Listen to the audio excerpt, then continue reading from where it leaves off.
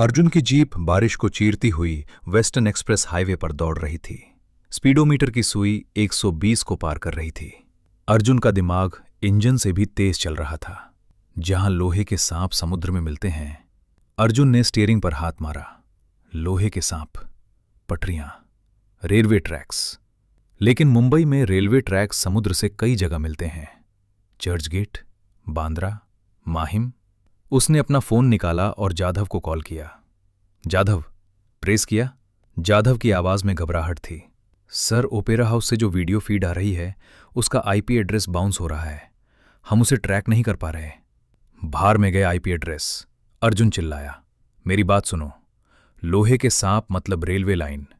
ऐसी कौन सी सुनसान जगह है जहां पटरियां समुद्र या खाड़ी के बिल्कुल ऊपर से गुजरती हैं और वहां कोई पुराना स्ट्रक्चर हो? जाधव एक पल के लिए रुका, फिर कंप्यूटर पर टाइपिंग की आवाज आई। Sir, Mahim creek. वहां पुराने ड्रेनेज पाइपलाइन के पास एक परित्यक्त रेलवे मेंटेनेंस शेड है। वो जगह खाड़ी के बिल्कुल बीच में है।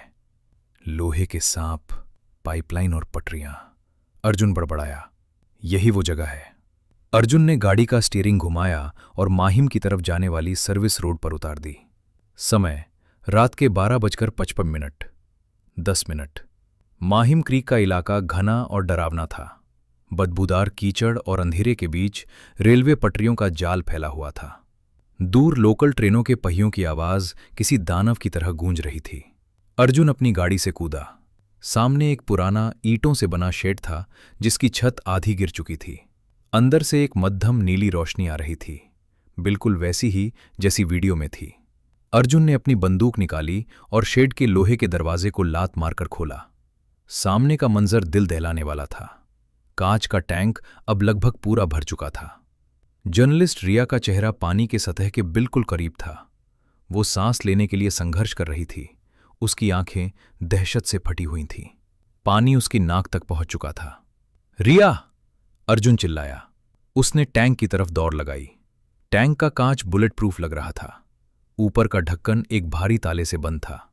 अर्जुन ने अपनी बंदूक की बट से कांच पर वार किया। ठक! कांच पर खरोंच तक नहीं आई। रिया ने पानी के अंदर से ही अर्जुन की तरफ देखा। उसकी आंखों में अब उम्मीद नहीं, अलविदा था। पानी अब उसकी आंखों तक पहुंच गया था। बुलबुले उठ रहे थे। नहीं, नहीं। अर्जुन ने कमरे में इधर उधर देखा। उसे कुछ भारी चाहिए था। उसकी नज़र कोने में पड़े एक लोहे के भारी हथौड़े पर पड़ी जो शायद रेलवे ट्रैक मरम्मत के लिए इस्तेमाल होता था। अर्जुन ने उसे उठाया। उसका वजन बहुत ज्यादा था, लेकिन एड्रेनालाइन ने उसे ताकत दे दी थी। उसने पूरी ताकत लगाकर हथौड़ा घुमाया। हिया! छपाक! हथौड़ा कांच से टकराया। एक दरार पड़ी। पानी के दबाव ने बाकी काम कर दिया। अगले ही पल एक जोरदार धमाके के साथ कांच टूट गया। हजारों लीटर पानी सैलाब की तरह बाहर निकला और अर्जुन को भी अपने साथ बहा ले गया। अर्जुन फर्श पर फिसलता हुआ दीवार से जा टकराया। जब उसने सिर उठाया तो देखा कि रिया कांच के टुकड़ों और पानी के बीच फर्श पर पड़ी थी। वो जोर जोर से खांस रही थी और हवा के लिए तड़प रही थी। अर्जुन घुटनों के बल उसके पास पहुंचा। उसने रिया का सिर ऊपर उठाया। रिया, तुम ठीक हो? रिया ने कांपते हुए अर्जुन को देखा। वो बोलने की हालत में नहीं थी, बस उसने सिर हिलाया। उसने अपनी मुट्ठी भींची हुई थी। उसने रिया ने खांसी के बीच बोलने की कोशिश की। उसने ये मेरी जेब में डाला था। रिया ने अपनी मुट्ठी खोली। उसकी हथेली पर एक प्लास्टिक का जिप लॉक बैग था। उसके अंदर एक पेन ड्राइव थी और एक छोटा सा कागज जिस पर लिखा था, घोड़ा बच गया, लेकिन क्या राजा अपनी रानी को बचा पाएगा? चेक। अर्जुन के माथे पर पसीना और बारिश का पानी एक साथ बह रहा था। कातिल ने उसे रिया को बचाने दिया था। क्यों? क्या रिया का बचना भी उसके खेल का ही एक हिस्सा था? तभी बाहर से पुलिस सायरन की आवाजें आने लगीं। जाधव और बैकअप टीम पहुंच रही थी। अर्जुन ने रिया की तरफ देखा, फिर उस पेन ड्राइव की तरफ। खेल अब बदल गया है रिया, अर्जुन ने धीरे से कहा। अब हमारी बारी है।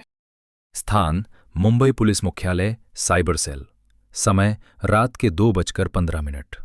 साइबर सेल का कमरा कंप्यूटर स्क्रीन्स की नीली रोशनी से जगमगा रहा था। एसी की हमिंग साउंड के अलावा वहां गहरा सन्नाटा था। अर्जुन एक कुर्सी पर बैठा था। उसकी वर्दी अभी भी कीचड़ और पानी से सनी थी। उसके सामने टेबल पर वो पेनड्राइव रखी थी जो उसे रिया से मिली थी। कमिश्नर कामत कमरे में दाखिल हुए। उनका चेहरा गुस्से से लाल था। अर्जुन, ये क्या तमाशा है? मीडिया में खबर फैल चुकी है कि एक सीरियल किलर पुलिस को नचा रहा है, और तुम? अर्जुन ने हाथ उठाकर कमिश्नर को रोका। उसने पहली बार अपने सीनियर को इस तरह चुप कराया था। सर, ये लेक्चर बाद में, पहले हमें यह देखना है कि इस ड्राइव में क्या है। अर्जुन ने साइबर एक्सपर्ट सिड को इशारा किया। सिड ने कांपते हाथों से पेन ड्राइव कंप्यूटर में लगाई। स्क्रीन पर एक पासवर्ड प्रॉम्प्ट आया, एंटर पासवर्ड। सिड ने अर्जुन की तरफ देखा। सर? अर्जुन ने अपनी आंखें बंद की। 12:05 विक्रम.com शतरंज। उसने धीमी आवाज में कहा, टाइप करो चेकमेट। सिड ने टाइप किया, एक्सेस डिनेड। अर्जुन ने मुट्ठी भींची। ठीक है, टाइप करो विक्रम। सिड ने कीबोर्ड पर उंगलियां चलाईं। Access granted. अर्जुन का दिल धक से रह गया। विक्रम का नाम पासवर्ड क्यों था? फोल्डर खुला। उसके अंदर सिर्फ एक वीडियो फाइल थी। फाइल का नाम था द ट्रेटर। अर्जुन ने सांस रोककर प्ले बटन दबाया। वीडियो 5 साल पुराना था। फुटेज धुंधला था, लेकिन चेहरा साफ पहचाना जा सकता था। ये उस गोदाम का सीसीटीवी फुटेज था जहां धमाका हुआ था। स्क्रीन पर विक्रम दिखाई दे रहा था। वो बम को डिफ्यूज नहीं कर रहा था, वो बम को सेट कर रहा था। अर्जुन अपनी कुर्सी से खड़ा हो गया। नहीं, ये झूठ है, ये डीप फेक है। वीडियो में विक्रम ने कैमरे की तरफ देखा और एक उदास मुस्कान के साथ कहा, सॉरी अर्जुन, ये खेल मुझसे बहुत बड़ा है, मुझे ये करना होगा। अगले ही पल वीडियो में धमाका हुआ और स्क्रीन काली हो गई। पूरे कमरे में मौत जैसा सन्नाटा छा गया। अर्जुन को लगा जैसे किसी ने उसके सीने में खंजर घोंप दिया हो। उसका सबसे अच्छा दोस्त, जिसे वो शहीद मानता था, वो असल में गद्दार था या उसे मजबूर किया गया था। तभी स्क्रीन पर एक नया चैट बॉक्स अपने आप खुल गया। कैसा लगा सच अर्जुन? तुम्हारा दोस्त हीरो नहीं था, वो मेरा पहला मोहरा था। अर्जुन ने कीबोर्ड पर तेजी से टाइप किया, कौन हो तुम और अब क्या चाहते हो? मैंने कहा था ना, क्या राजा अपनी रानी को बचा पाएगा? स्क्रीन पर एक फोटो लोड हुई। अर्जुन के पैरों तले जमीन खिसक गई। वो फोटो अनन्या की थी। अनन्या, अर्जुन की पत्नी, जिससे वो पिछले 3 सालों से अलग रह रहा था। वो शहर की पब्लिक प्रोसिक्यूटर थी। फोटो के नीचे कैप्शन था, the white queen falls at 0300 AM। Arjun ने अपनी कलाई घड़ी देखी। 2:30 बज चुके थे। सिर्फ 30 मिनट। अनन्या का घर बांद्रा में था। यहां से कम 20 मिनट का रास्ता था।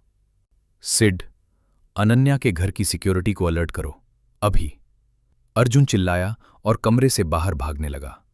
कमिश्नर कामत ने पीछे से आवाज दी, अर्जुन, बैकअप का इंतजार करो। वक्त नहीं है सर, अर्जुन ने दौड़ते हुए जवाब दिया। अगर अनन्या को कुछ हुआ तो मैं इस शहर को आग लगा दूंगा। अर्जुन अपनी जीप में कूदा। उसने इंजन स्टार्ट किया, लेकिन इस बार उसके हाथ कांप रहे थे। ये अब पुलिस का काम नहीं था, ये निजी था, बहुत ज्यादा निजी। अर्जुन ने एक्सेलरेटर पर पैर रखा और जीप हेडक्वार्टर के गेट से बाहर गोली की तरह निकली। समय रात के 2:48। समय बचा है 12 मिनट। बांद्रा की पौश गलियां सुनसान थीं। अर्जुन की जीप ने एक तीखा मोड़ लिया और टायरों की चीख के साथ विला नंबर 4 के सामने रुकी। ये अनन्या का घर था। गेट खुला हुआ था। सिक्योरिटी गार्ड अपनी कुर्सी पर नहीं था। अर्जुन का दिल जोर से धड़क रहा था। उसने बारिश में भीगते हुए अपनी बंदूक निकाली और घर की ओर दौड़ा। अंदर घुप अंधेरा था। बिजली काटी जा चुकी थी। अनन्या, अर्जुन ने धीमी आवाज में पुकारा। कोई जवाब नहीं। तभी ऊपर के बेडरूम से किसी चीज के गिरने की आवाज आई। धड़ाम। अर्जुन सीढ़ियां चढ़ने लगा। हर कदम के साथ उसका डर बढ़ता जा रहा था।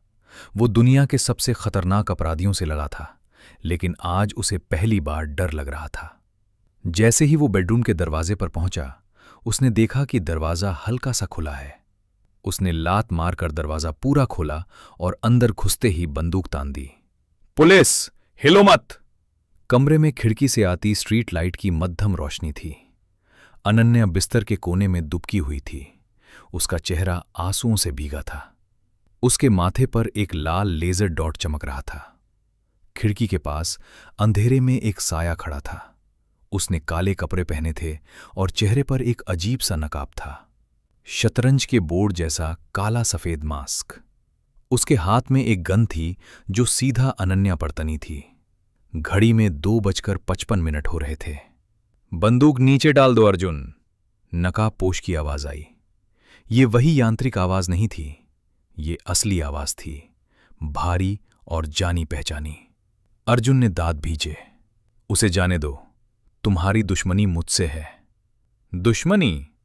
नकाबपोश हंसा। ये दुश्मनी नहीं, इंसाफ है। विक्रम ने भी अपनी जान की भीख मांगी थी अर्जुन, बिल्कुल तुम्हारी पत्नी की तरह। अर्जुन का ध्यान नकाबपोश की उंगली पर गया जो ट्रिगर पर थी।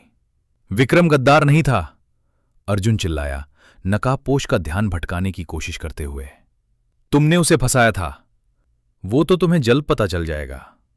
जैसे ही नकाबपोश ने ट्रिगर दबाने के लिए उंगली कसी, अर्जुन ने अपनी जेब से वो पेनड्राइव निकाली और हवा में उछाल दी। सबूत चाहिए? ये लो। नकाबपोश की नजर एक पल के लिए पेनड्राइव पर गई। बस यही एक पल अर्जुन को चाहिए था। धा! अर्जुन ने फायर किया। गोली नकाबपोश के कंधे को छू कर निकली। नकाबपोश लड़खड़ाया और उसकी गोली का निशाना चूक गया। गोली अनन्या के पास दीवार में जा लगी। अनन्या चीख पड़ी। नकाबपोश ने खिड़की का कांच तोड़ा और अंधेरी रात में छलांग लगा दी। अर्जुन खिड़की की तरफ दौड़ा, लेकिन नीचे घने पेड़ों की वजह से वो गायब हो चुका था। अर्जुन तुरंत अनन्या के पास लौटा और उसे गले लगा लिया। अनन्या कांप रही थी। अर्जुन, वो मुझे मारने नहीं आया था, अनन्या ने सिसकते हुए कहा। अर्जुन ने उसे अलग किया और हैरान होकर पूछा, क्या मतलब? अनन्या ने कांपते हाथों से अर्जुन को एक लिफाफा थमाया जो नकाबपोश ने उसके तकिए पर छोड़ा था। वो बस ये देने आया था। उसने कहा कि तुम इसे पहचानने में गलती नहीं करोगे। अर्जुन ने लिफाफा खोला। अंदर एक पुरानी जली हुई पुलिस डायरी का पन्ना था। ये विक्रम की हैंडराइटिंग थी। पन्ने पर सिर्फ एक नाम लिखा था, जिसे लाल स्याही से बार बार गोला किया गया था, एसीपी कामत। अर्जुन के पैरों तले जमीन खिसक गई। एसीपी कामत? उसके बॉस? वो आदमी जिसने उसे इस केस पर लगाया था? अर्जुन के दिमाग में सब कुछ क्लिक होने लगा। विक्रम का वीडियो फुटेज, जो सिर्फ पुलिस आर्काइव में हो सकता था। 12:05 का समय, और अभी अभी हुआ हमला। अर्जुन ने अनन्या की तरफ देखा। हमें यहां से निकलना होगा, पुलिस आ रही है और मुझे नहीं पता कि अब मैं किस वर्दी वाले पर भरोसा करूं। दूर से सायरन की आवाजें आ रही थीं, लेकिन इस बार सायरन की आवाज अर्जुन को सुकून नहीं, चेतावनी दे रही थी।